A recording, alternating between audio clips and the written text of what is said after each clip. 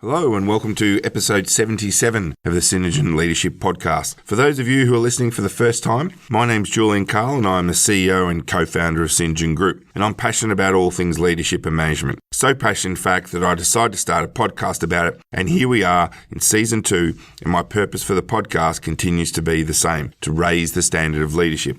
In today's show, I speak with Dan Shi, who is the author of Come Alive, Live a Life with More Meaning and Joy.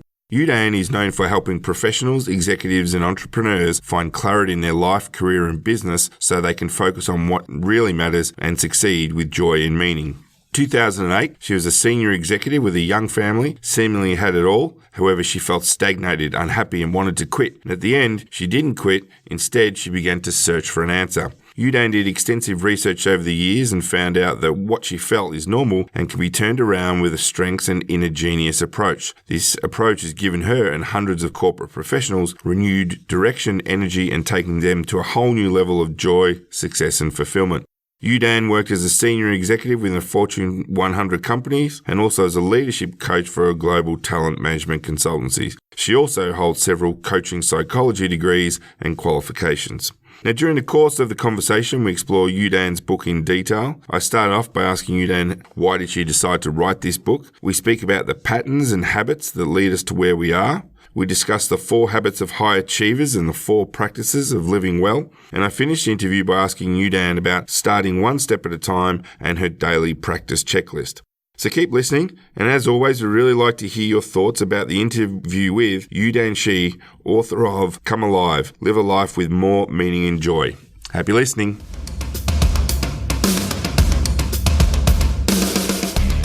Welcome to the Synergen Leadership Podcast with Julian Carl. Julian returns in 2019 with weekly conversations with leaders and authors from Australia and around the world, giving you the opportunity to share in their journey and learn from their expertise and knowledge. Julian also shares some of the tools and techniques he uses as a leader, mentor, and facilitator, helping you to build your leadership capability and improve your confidence as a leader.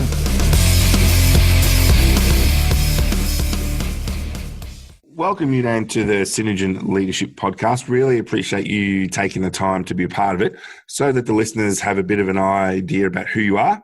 Who is Dan Shi? I'm an executive coach and a business mentor, and I recently wrote a book called Come Alive, Live a Life with More Meaning and Joy. But during my day-to-day work, I work with corporate professionals and executives who might feel a bit stuck, in their career and life, and I help them find that clarity and what I call bring joy back to their working life. So we're here today to talk about this book, and I think it's going to be a little bit of a different interview today just because of the nature of the book, and I think it's really important that as leaders we start to think about how we live with more meaning and joy. So why did you decide to write this specific book? I wanted to write this book. I think the original idea came maybe 2 years ago. I personally have experienced quite a bit challenging time more than a decade ago when I was working as a very senior executive for a global tech company. And, sometimes it's only when you came out of that situation, you realized how much you have learned, you have grown. So, when I started to work with a lot of other people on this journey, I felt like I should step up and actually share my own personal learning in a more explicit way, because I remember the biggest challenge I had at the time when I experienced my own, confusion, basically, even though I was very successful, I was just lost. I was miserable. I didn't want to go to work. I didn't even like life anymore. I remember the most difficult thing at the time is, 1, I didn't understand why, and 2, I didn't know where to go. So after having gone through this process, I now know why, and I know it's actually not that difficult to walk out of that dark period. So I just knew if someone's going through a very similar thing, it will be so helpful if they just can grab a book and go, this is why. I can see the hope. I know what's happening and I can do something about it. So that really is me going back to 12 years ago. What would I have loved, to see or read if I was back in that place again? So I want to sort of dig quite deep into the book, but I think I want to start off with a bit of an excerpt, which I think sets the tone for the book, and it comes from the introduction. So one April afternoon in 2008, I was in a taxi on the way home after another day of business meetings. As the car was about to exit the Sydney Harbour Bridge, I suddenly felt very ill. I knew something was seriously wrong. I started to feel nauseous and excruciating pain on the right side of my body. I told the driver to take me to the nearest emergency room before I blacked out. 36 hours later, I was taken into an emergency operation. The doctor told me that my gallbladder was so infected it could rupture at any time, and the condition was life-threatening if I left it any longer. I needed an operation immediately. It was a race against time. My doctor also explained that I didn't have any reason to have this illness given my age, weight, and diet. I was only 32 years old. The only explanation was extreme stress. Must have been a bit of a wake-up call for you. It was such a shock when he said, normally you don't have this condition, until you are maybe 50 at least, and normally only happens to people with diet problem or weight problem. And what he's trying to say is I was the cause of it because I was the person who was stressed in that situation. It was an absolute shock to me because you never think stress would potentially cause death. I didn't know that. So I was stressed every day, and I actually thought it was a good thing. I actually thought, if you're a successful person, you're meant to be busy and stressed out. It's like at workplace. We used to say, we still say this. How are you? Oh my God, I'm so busy. I'm so stressed out. It's like, good. You should. That's why you're here. Be stressed out. That means you've got a lot to do. So it was such a shock.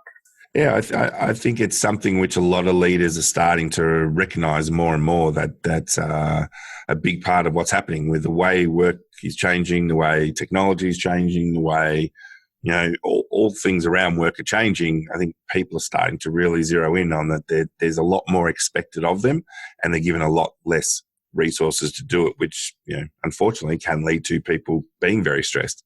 Yeah, definitely. And I think, to me, it was such a wake-up call.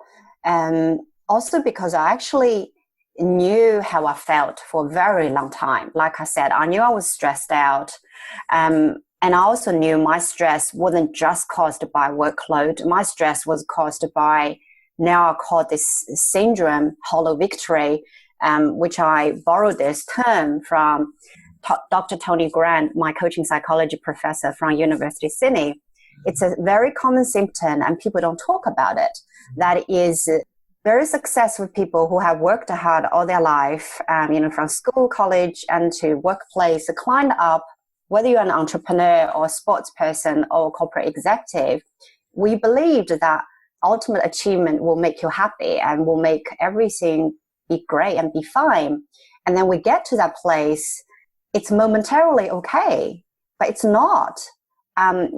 During the pursuit of success and goals, we have lost so much of us, not just our physical energy, sometimes well-being, but we also lost so much of us, the ability to enjoy life, sometimes our own identity and all of that. So to me, my stress came from, I did not understand why I was miserable, even though I was successful and I have achieved what I wanted to achieve in my life and in my career. So that huge confusion around why I'm disconnected with all of these things, which I spent, 25, 30 years striving for it, is caused a massive, you could have said almost like a crisis point at the time, because I couldn't figure out my own confusion. So I want to start to dig into the book in detail. And I want to start with chapter 1, where you talk about this idea of the paradox of success, that you winning on the outside, but you might be losing on the inside. And I think that's something which some of the listeners could probably relate to. So can you share a little bit about that? Yeah, definitely. I think this notion that the way so many of us have been brought up and the role models we look up to has always given us the impression that, if you are successful and you're achieving something, you will naturally be happy. This is honestly what we have been told throughout our life and our childhood and everything. Very few people have told us how to achieve success in a healthier, in a more authentic way. The most ways we have been told to achieve success is based on things like no pain, no gain, and you must push through even though you make, immense personal sacrifices. I mean, how many stories we hear people who are successful, but then they come out later said, well, I lost this, I lost that, I lost this, I lost that. Think about this. As a human being, if we make all of these losses in all areas of life, and the only thing we got is this one external professional achievement, whether it's money and a status, it is not possible you will be happy. So this paradox of success is about, you look or have it together externally, but internally, you know yourself very well. Every time you make another sacrifice, you normally say, well, I'll just do one more time. Next year I'll be better. I'll do one more time. Next year will be better. Right? You keep making these trade-offs, but then you become a habit. And then you hit a point, the sacrifices you have made so much in your life, it hit an accumulation point. You start to become really empty. You start to go, I don't get why I have this outside, but inside I'm feeling empty. So this is the paradox of success, that the traditional way how we perceive achievement would lead so many of us high achievers to that point. Yeah, and I think your point there about the high achievers is really relevant, because sometimes the people that probably aren't as ambitious as others, quite often they actually seem happier, don't they? Yes, because they got that trade-off in a more balanced way, yeah? Mm-hmm. For we high achievers, because our value system, we value achievement so much more than everything else. So our trade-off is different. Mm. And because we believe that's what it takes to be ultimately successful, we justify it. But if you hit the point, you can no longer feel happy. You can no longer feel this is going to be worthwhile anymore. Then that is not a real success, because it is not a true success if you may have something external, but you go home every day miserable, right? So this is what so many people tell me, that I don't feel I'm successful anymore now because I am not. I'm miserable, so I'm not really successful. I can't call myself successful anymore. And I go, that is true, but that is also a great reflection point. What is real success to you?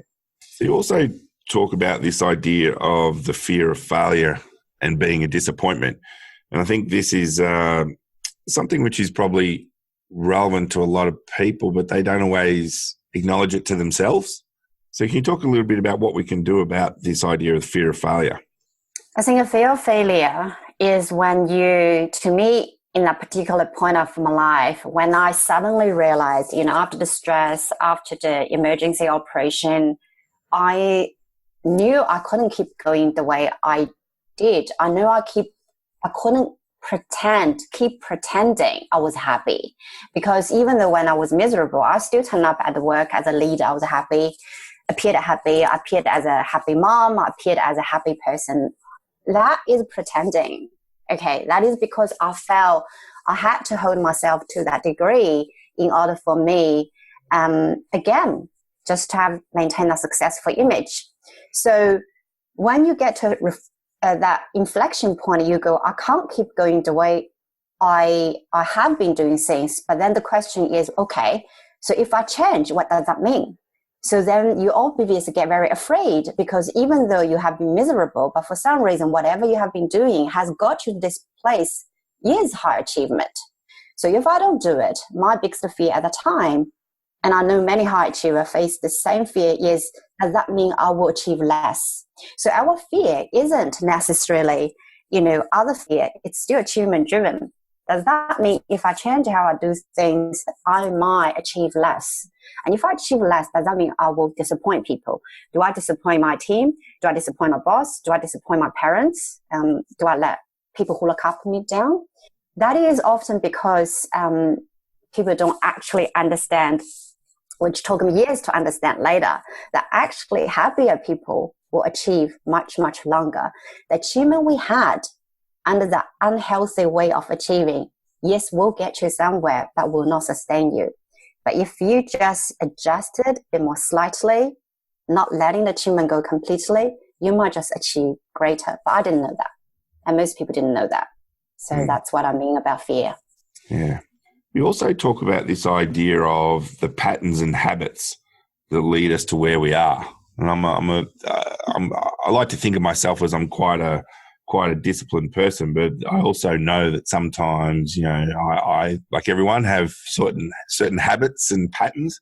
What can people do to start to identify what patterns and habits they're following? Often when we have problems, whether it's at work or in life, so the first thing people normally think it's because something external is causing this problem. So we go, okay, in my case, I go, okay, clearly it's my job is causing the problem. Maybe I shouldn't work for corporate. Maybe, I shouldn't work for tech. So what we don't look at is, well, actually, I'm the co-contributor of this situation. So, and to me, this is a great way to start when we are in any situation, rather than just look at external factors, which is outside ourselves, going, okay, so what role have I been playing? And because every habit we have, normally, when we do it moderately, it's great. So just like you being disciplined, I was being, having what we call good work ethic. How many of us are very proud of having good work ethic? But, work ethic has a continuum, right? So you can go into an extreme. So when you become an extreme good work ethic, that just means workaholic. So to me, that is the way to look at it. Just go, how have I been working? How have I been contributing to these factors? Do I see in some cases what used to I view a good trait, now I'm actually overusing it, and this is potentially causing me the problem.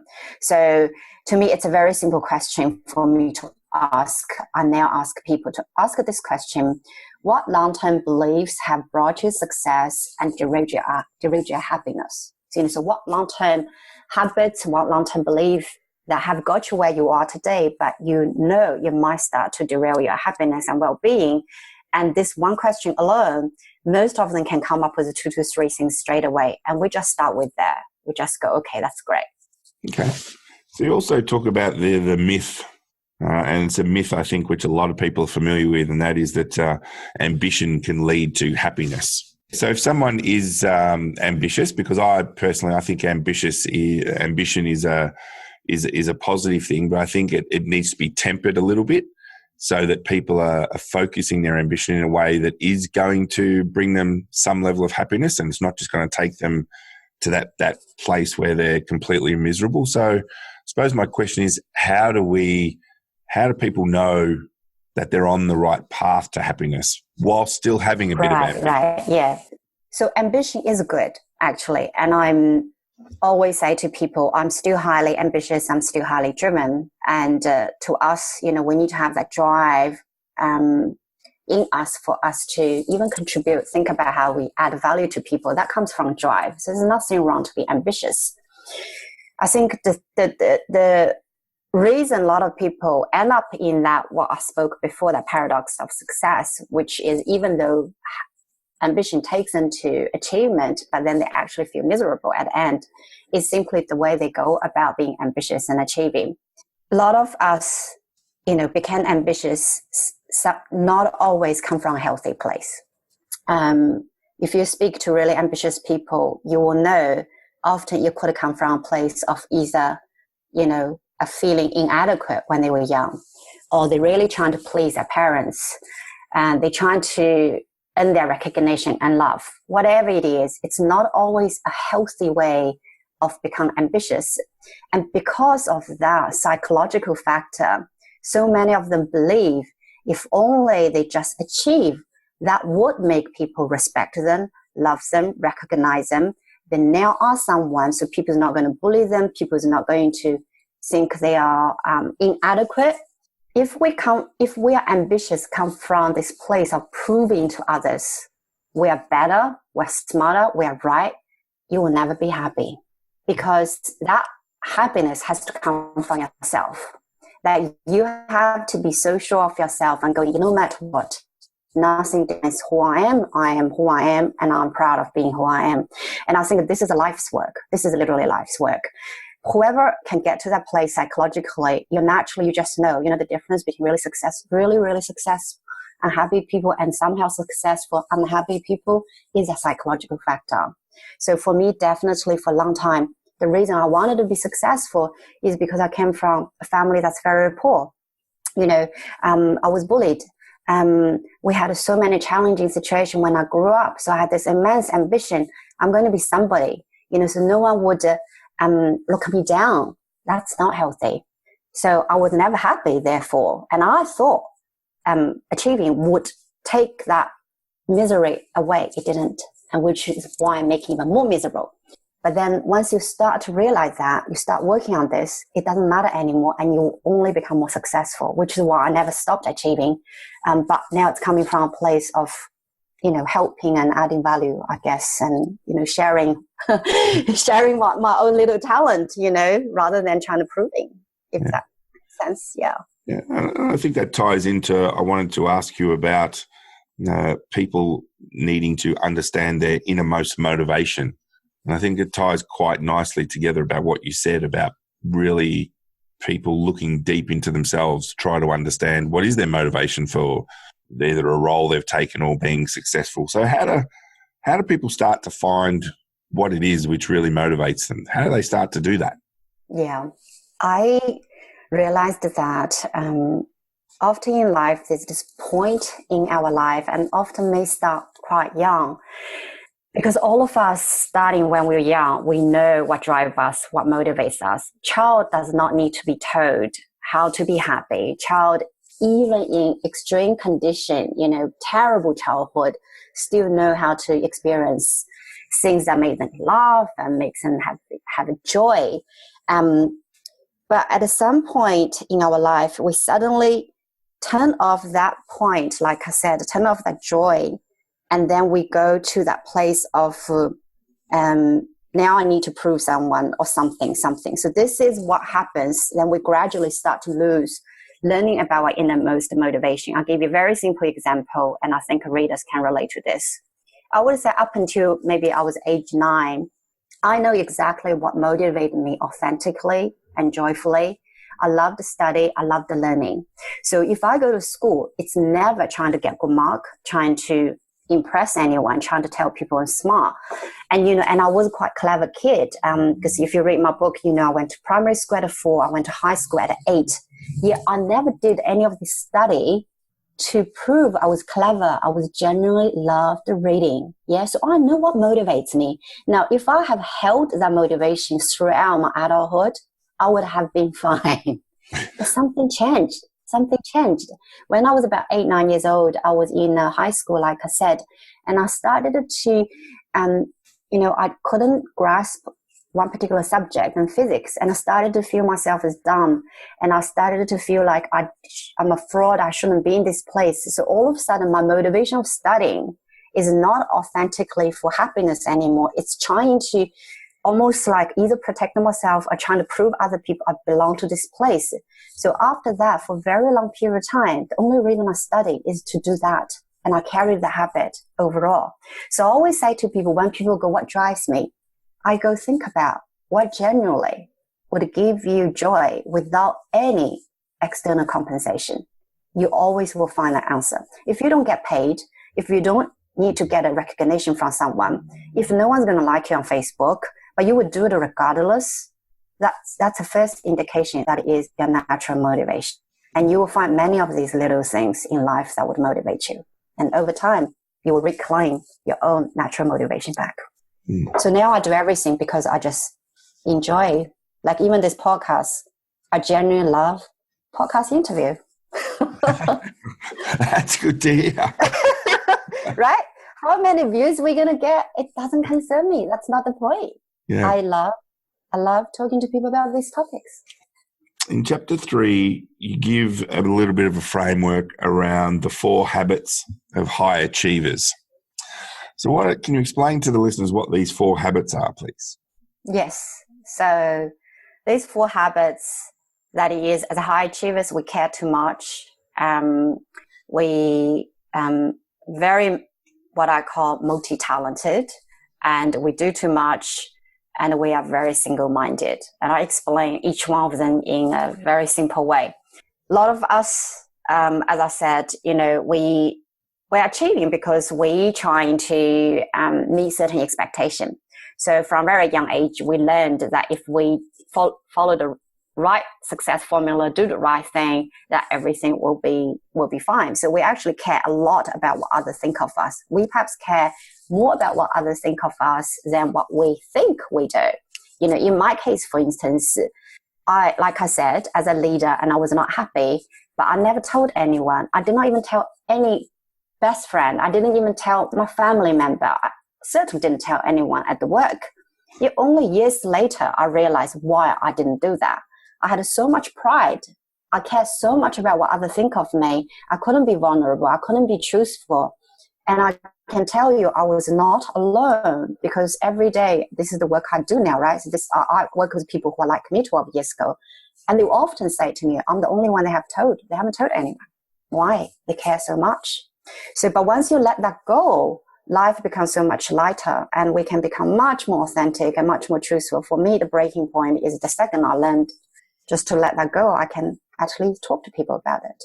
Clever people can learn things very easily. We can learn many crafts very easily. It may sound a good thing, but what that means is trying to be everything. Often you forget about what your true gifts are. So you get to a point you actually get really confused because you don't know what you're known for anymore. And that is especially common for the people who has been in corporate for a very long time. They walk out of 20, 30 years career going, I have no idea what I'm good at. But that's because they never paid attention to their own unique strengths. Do too much, that one is so obvious. We talked a little on that already. The work hard culture is ingrained into so many of us. It sounded a good trait on the surface, but a lot of us don't understand the science of peak performance and the science of our human body. That is, you will only perform to extreme level if you know how to take care of it. And that is a simple science, but traditionally most of us believe if we just work more, we naturally produce results. But research shows that's not the case. Someone works 50 hours compared to someone works 70 hours is very little difference. And the final one is when you're so single-minded, only have one goal in your life, which is the ambition, you naturally let everything else disappear. And you just don't know how to experience life anymore. So I suppose to counter those four habits of the high achievers, you've got what you call your four practices. Are you able to talk the listeners through what the four practices are and probably give them a bit of an insight into how they might be able to actually start to do that? Yeah, definitely. So, so the four practices, I call them the careless. So it's basically the opposite. So careless, more strengths, do less, more passion. I put it in this way so it's really easy for people to remember on that. So in terms of careless, the thing I found the most helpful is when I came across this theory, you may have heard of this growth mindset. I always thought that growth mindset means people love growing and learning themselves. And so what I realized at that point, I was actually very much a fixed mindset person. By caring so much what others think of me means I was happy to stay where I am and not anyone who's ashamed of appearing stupid, appearing not having them together, which I was at the time, is a fixed mindset, because growth mindset means people who don't mind occasionally fail. They absolutely don't mind adjusting themselves. So to me, that was really profound. When I began my journey, I realized I always thought I was a growth person, but actually had a very fixed mindset. And in order to truly grow, just own it, just to say, I can't deal with this, and what do I need to do? And, each year as I become braver, and I noticed this from my clients as well, when they become braver of admitting these things, their growth becomes so tremendous. Because you and I talked before the podcast, what I love about group learning is that, when you learn from other people, problem gets solved. We can't grow and learn in our individual fixed mindset. So this is how I typically encourage people to care less. So more strengths this one is extremely, I guess, to me at the one point time I thought was quite life-changing, because the reason I was so stressed out at work at the time was I perhaps spent the majority of my time working on something I was very good at, but actually not my real talent. And I didn't know that. So I spent all my time in areas that I thought I should be really good at, because, if you are talented, if you are a leader, you should be good at everything. This is such a strong mentality. Most of us have been brought up from school education system and from workplace system, because we're always being educated. It's important to be all-rounder. But being an all-rounder means that you turn up every day, have no idea where you can add your biggest contribution to. So to me, that's one of the things that really dragged me down at the work. I spend more time in my weaknesses than the things I'm really good at. For instance, storytelling, strategy, build new markets. These are my strengths. But I was spending time on things like spreadsheets, operation. Oh my God, like even just talking about that now, that drags me down.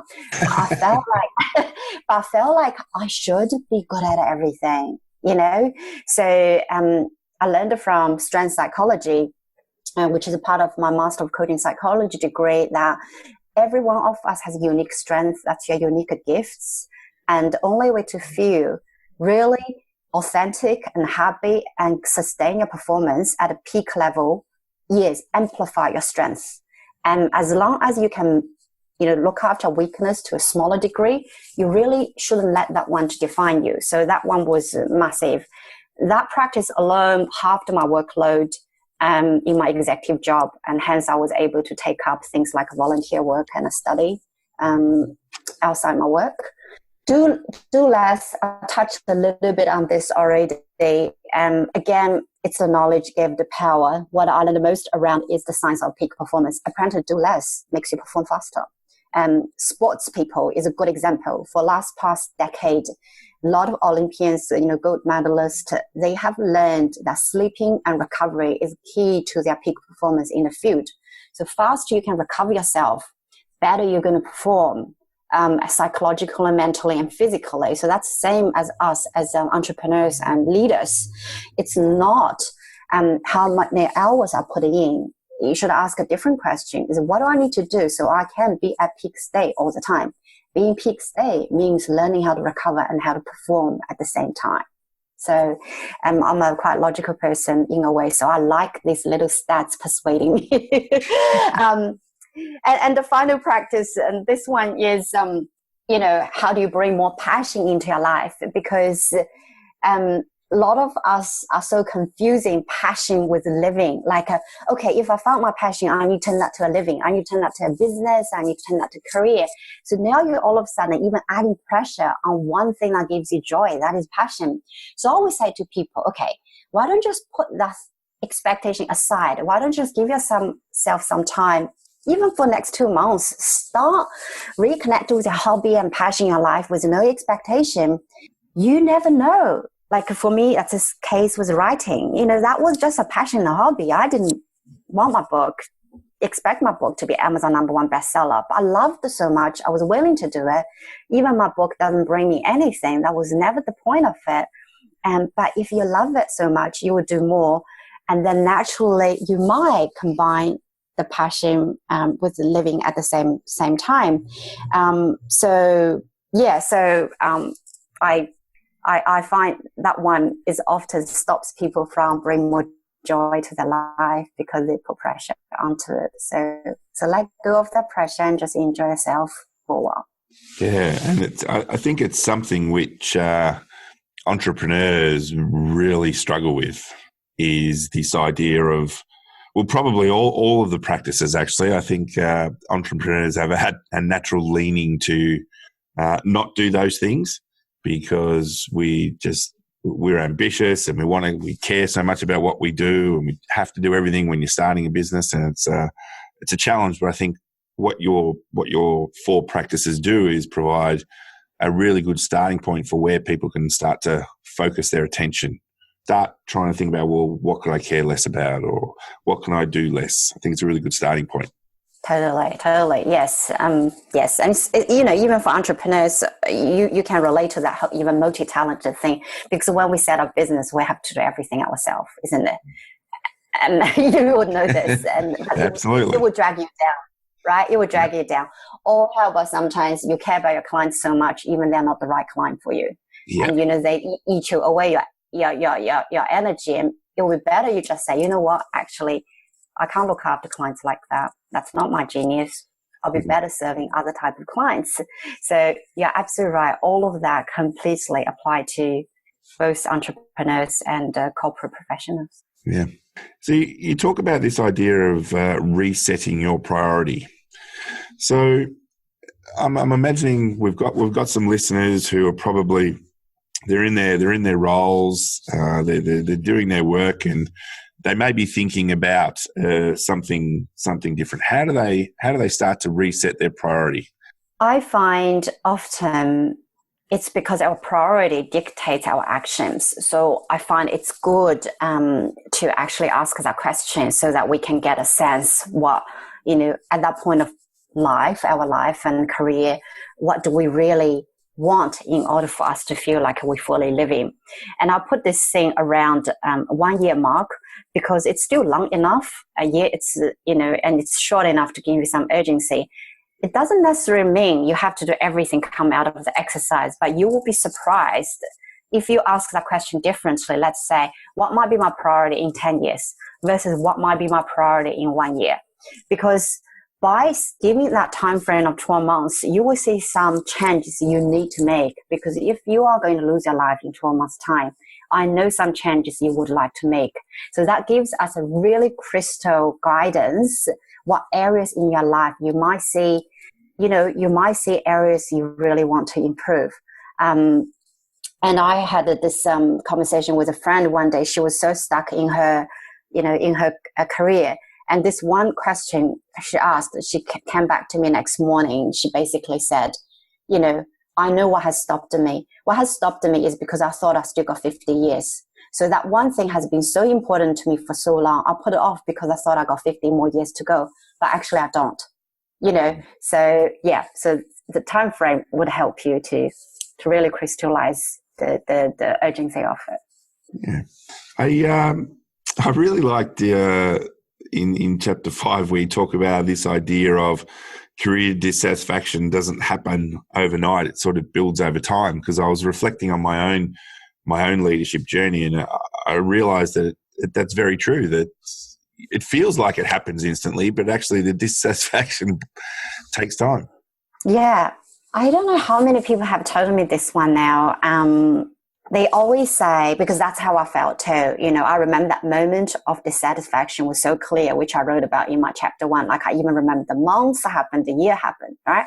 It was September, it was 2017. So it felt like it was that point I was unhappy. But like I said, if you think back, we know these things. We were not happy about it. And we just keep letting it slide. And I think that this is why being self-aware and also creating some reflection points in our day-to-day work becomes so much more important. Most of us don't have the habits of pausing and reflecting.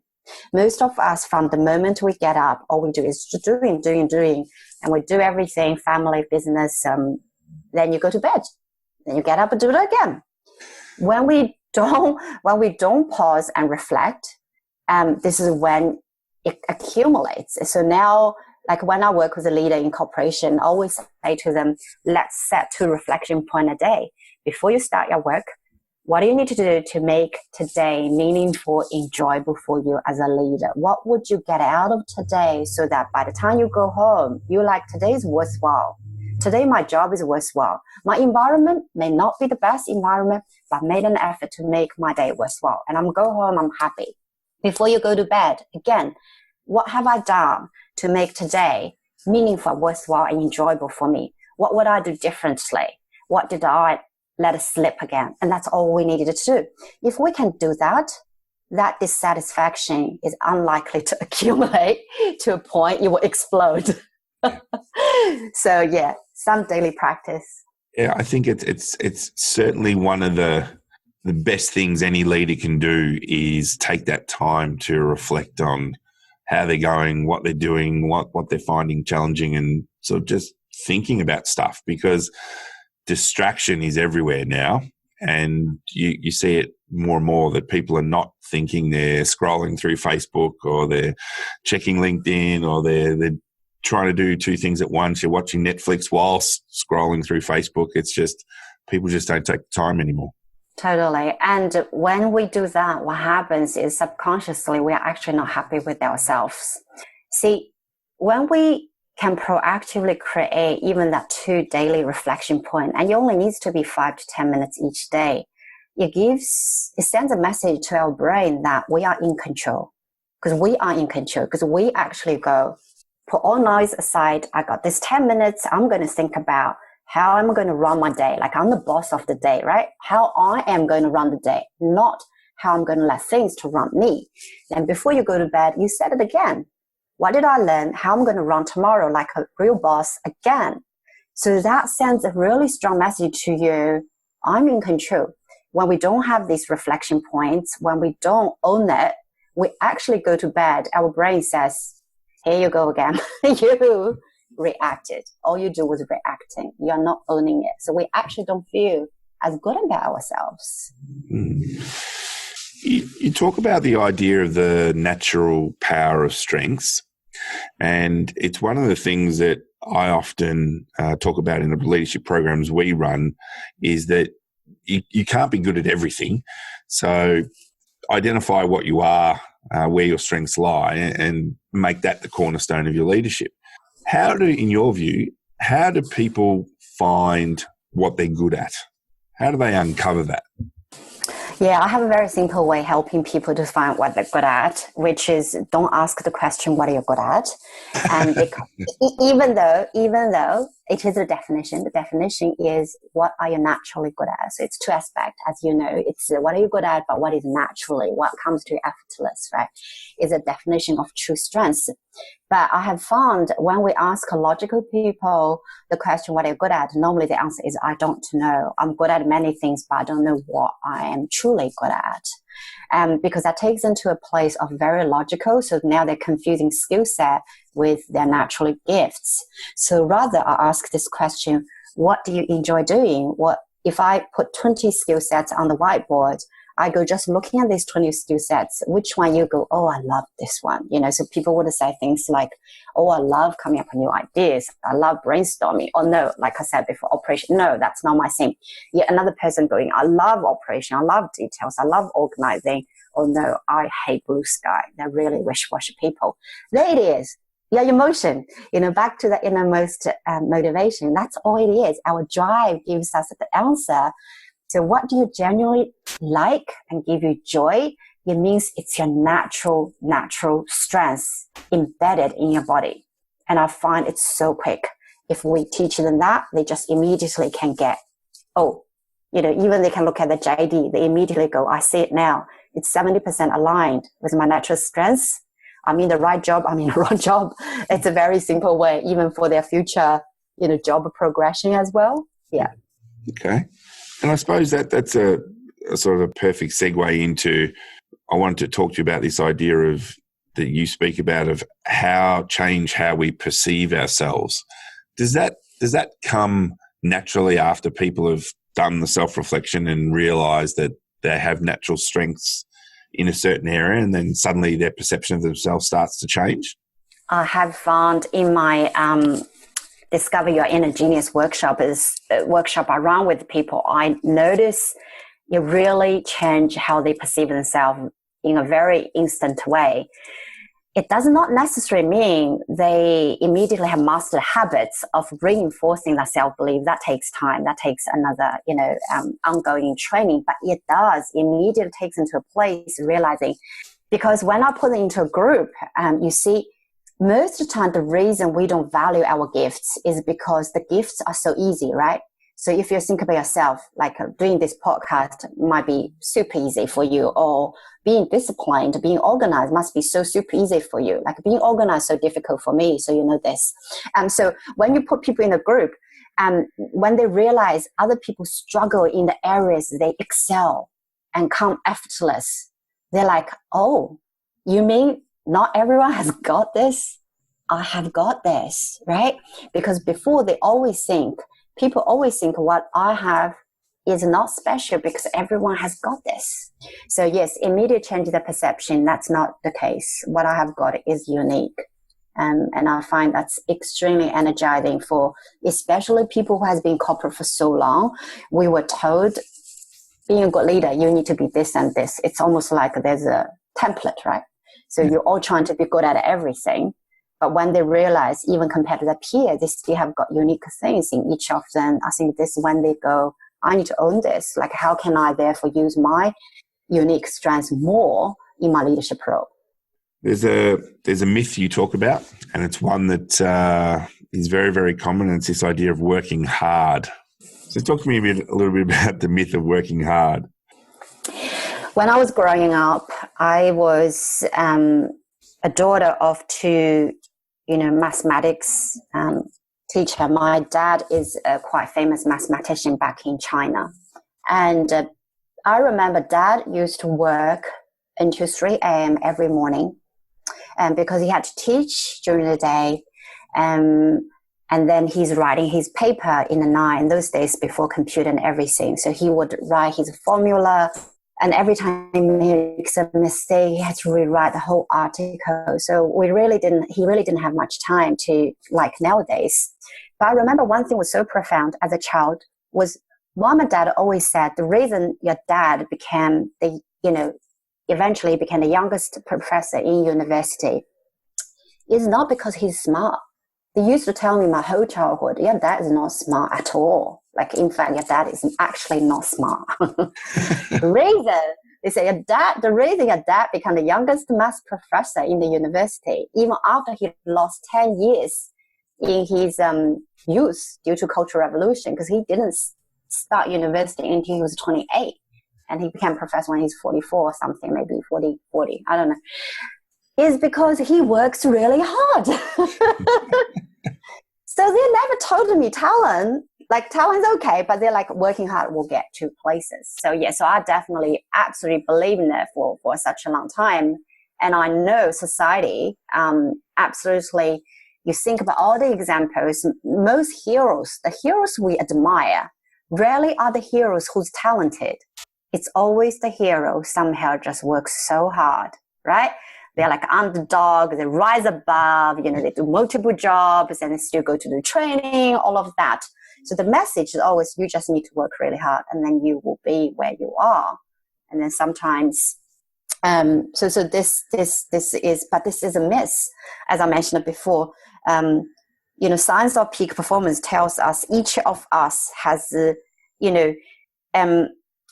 different way of managing our energy. And the reason, early sports people value an even high coach and a high health scientist, helping them to look after themselves, their diet, their physical energy, and sleep. Like, sleep is a secret weapon so many, sports people use nowadays, is because they understand the only way for them to get up the next day, perform again, is they have to have the ability to recover their body 100%, right? Because our body is like a car. If you don't service your car, what will happen? Your car will run. Your car will break down much faster than a car that gets serviced every year. So our body is just like that. If you service it well, you can actually every day waking up, be in your optimal state. So I'm never going there trying to tell people work less. I'm just asking them, think about what are you doing to your body every day? Are you waking up every day feeling energized, motivated, and feeling like you're in a good physical mental state or not? Because if you're not, think about what habits has brought you to this not feeling the best state. And so I think normally people, once they realize that, they change a few things so they actually even perform greater. Yeah. And you also talk about the idea of understanding peak performance. And I think this is an interesting topic because there's lots of different views on what constitutes peak performance, how you define it. how you measure it, how you implement it. What does it mean in your view, and what can people do to put themselves into that category of being a peak performer in a leadership sense? I think for a lot of us, especially the work we do, the mental clarity is a good indication of whether you are in a really great performance state. So, if you feel like you are mentally always sharp, you are up to doing things, doing very challenging work mentally without feeling like you really have to rely on half dozen of coffee. You know what I mean? Stimulus. If you can perform very good work with your natural energy and natural ability, have this mental clarity of process things, I think it's a good indication you are in a very good state. If, on the other hand, you feel like the only way for you to get this adrenaline going, energy going, is through relying on other things repetitively, likely that mental clarity is faked. So you're not in a good performance state. And there's a very simple thing I try to explain to people so they can see the difference, because they can see the difference if you look at this simplistic way. And the second one is definitely our body. So I always use this language. You either feel very energized or you feel kind of drained. So how do you feel? How do you feel today? Do you feel energized or do you feel actually drained? So if most of the time you actually feel drained, again, you have to force yourself to feel motivated and get work done. Likely you have driven your body too hard. But if you feel like you naturally just have enough energy in your body without anything motivating yourself, likely you're looking after your body well enough so it's in a regular, healthy state. Okay. You write about the idea of changing habits requires an open mind. And I suppose where I want to explore here is this idea of open mind, because I'm not always sure that people always have an open mind, even when they say they do. So what can we do to encourage people to, open their minds even more to some of the ideas that you're talking about? People don't like change. That's just a fact. Even though so many of us, and we are perhaps the same, I'm sure at every year, New Year resolution, we will say we really need to make this change, but then we don't do it. So change is difficult. What I have found is useful to helping people be more open-minded and making this change is to making change really easy. So don't try to make it such a big deal. Like the example I gave to you before, rather than say, let's just change the whole way you work and live, for the rest of your life. I mean, that just sounds such a big deal. But if I say to people, okay, let's just pick one habit, like out of all these things I just told you, which one relates you to most? Some people will say, I definitely work too much. Some people will say, definitely, I don't bring any of the strength to my work. We just pick one and we just go, what could we do? Just one little thing, like a tiny thing that you won't even notice, but maybe will give you a lot of benefits. So the thing I typically do, for instance, is creating a 5 minutes and 10 minutes reflection point during the day. Beginning in the morning when you have your highest willpower, before you rush into your social media, everything, could you just sit there and just think about how I can make today enjoyable? How can I make today meaningful? Whatever it is, just have that and immediately shift them to the space of, I cannot make any change. You see, my habits are fixed to, actually, I just made a change. It's tiny. It's 5 minutes. I can do this. And because they always get such a joy of being in control, often I even tell people, before you rush into your office, I know you like your coffee. Rather than rushing to your office, could you this time just sit in the cafe for 10 minutes? Like actually really enjoy the coffee and enjoy watching people go by. Do you have 5 minutes? Everyone has 5 minutes. Once they relax themselves into the 5 minutes, enjoy their coffee, enjoy watching people rather than rushing, what does this tell their brain? I can make the change. I am in control. So then now we build more. So through every day, tiny change, sends a message to yourself. You're very powerful. You can make the change. So, I never try to tell people be open-minded. I always tell them what one tiny is the change we can make today to make you happier and perform better. And they always can come up with it. Okay. You mentioned that joy brings meaning and success. How do we find more joy? How do we do it? How do we find it? Where's it hiding? Because I think there's a lot of leaders out there that are, like you said before, just doing their roles and they're not necessarily finding joy in it. So how do they find it? Where is it? I think it actually starts with, do you believe in it first? Because as long as people don't believe joy is a good thing, you actually can't find it. So it needs to come out of first belief.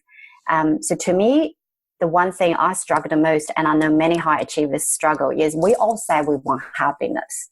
But when it comes to the time choosing happiness and ambition, you're always going to choose ambition and work. That's just a fact for so many of us. I still struggle sometimes. So that's why I can speak like that. But, but like I said, decades of research actually shows that when you naturally are happier, your achievements actually sustain longer. I mean, this is a no-brainer. Think about this.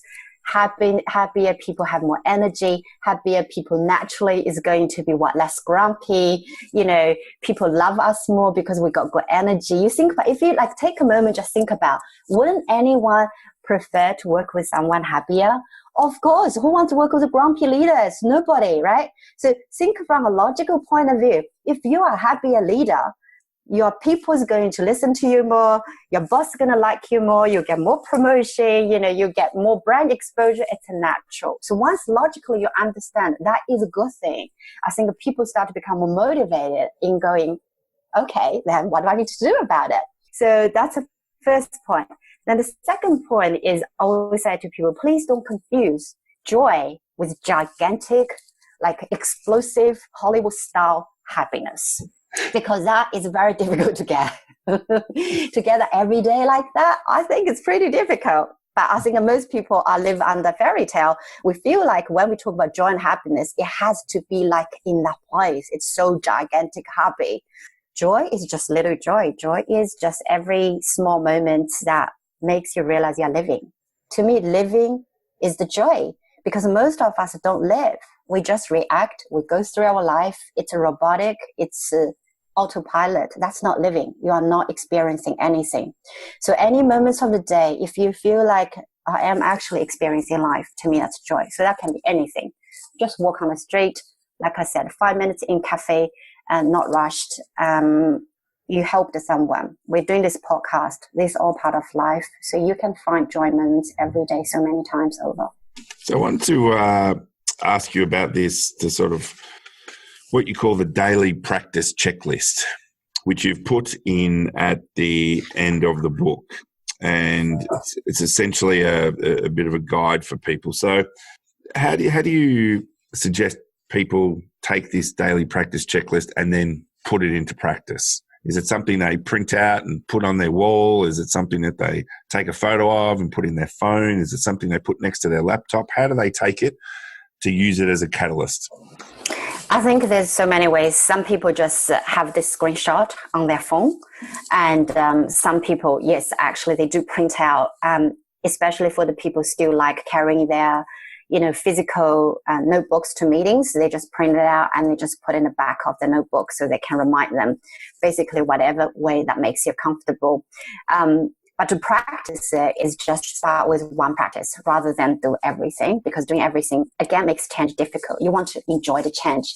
Pick the practice that resonates with you the most and it's the easiest to implement, and put into your diary just for that 5 to 10 minutes, beginning of the day and the end of the day. Even if you just do once, it's okay. Even if you just do 3 times a week, that's okay. There's no rule, but just start with something and then, just go over that 3 questions I ask. And then gradually you will build a habit. You're able to embrace more. I try to tell people maybe just, one practice every 2 months, so that embed one practice, then move on to the next practice. Okay. So are there any books, people, leaders that inspire you? so many. I think I'm here because of the books. I really love reading and love books. Everything I told you is coming from the books, really. There's some of the favorite books started my journey. It's all there's 50 references at the end of the book. So you can go over to see that. But there's 3 books the most outstanding at the beginning of my journey. The first one is by Seth Godin called Dip, because at that time I was thinking, should I quit? Should I not quit? He said, smart people quit really fast. Smart people fail fast and quit fast. But once they want to do something, they stay with it. So it's the knowing the difference when you're in dead end and when you are in just a learning pain. That's 2 different things. So it gave me so much, it let go of my guilt, And even though I didn't quit my corporate job, I quit this whole thing around fear of failure.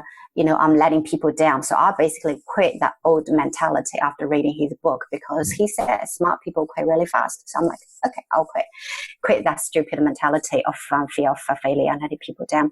The second book gave me so much power around we all have power to take control and take our life back, which is by Authentic Happiness by Martin Seligman. Dr. Martin Seligman is the founder of positive psychology 30 years ago. Basically, he said, everything can happen to us. It can be situational, or you can go, well, it always happens like this. So for the people who make change can always go, it happened once does not mean it's going to happen to me again. I can make a change. So, that really changed how I perceive things, because I inherited so many habits from my parents. You feel like I can't change because that's how I have been operating. But when you realize, no, actually, you still can do this and making a change. And then the final book I enjoyed the most is called Coach Yourself by Dr. Tony Grant. He later became a professor in Sydney Uni. Amazing book around how you manage your belief system. So yeah, highly recommend it. Okay. So if people have listened to this interview and they're really keen to know more about you and the work that you do, where should they go? They should come to my website, www.yudanshi.com, and they will find every information there. Or they can connect with me on LinkedIn. So it's the same handle, Yudanshi. Okay. And so any last words on leadership and what it means to come alive and live a life with more meaning and joy? Even take this whole process lighthearted, as light as you can, knowing life is to be enjoyed. Even you might be in a place of confusion and stuck. Take this lightly and just go, what can I learn from this? What can I do to grow from this experience? I want to leave everybody with this one thing I learned through my research. I was so ashamed when I was at that place of feeling stuck and felt like I should have the intelligence to figure this thing out myself. So I was feeling very ashamed that not only I feel miserable, but also I couldn't figure it out.